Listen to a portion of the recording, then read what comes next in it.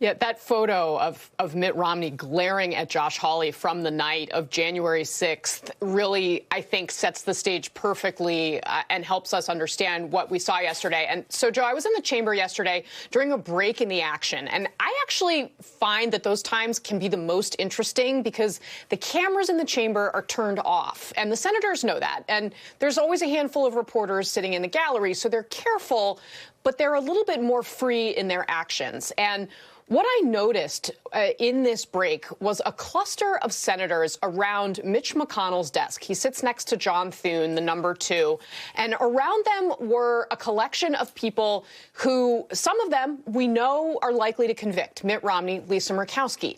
But there was a little bit of a wider group. There was Bill Cassidy, who, of course, voted that the trial was constitutional. Jerry Moran, the senator from Kansas, who some sources suggest may be open to voting for conviction, although it's very circumspect at this point. Richard Burr came over to have a conversation. As this conversation was unfolding, Senator Mitch McConnell went over, had a very close conversation, both wearing masks, with Richard Shelby, who, of course, is now retiring, one of the last old bulls in the Senate. And you could really see the physical divide between them and Lindsey Graham, Ted Cruz, Mike Lee, who were all interacting with each other. Josh Hawley sitting again up in the balcony watching instead of sitting at his desk on the floor. At one point, Lee, Cruz, Graham went and huddled with former President Trump's defense attorneys. So this is the divide in the Republican Party literally playing out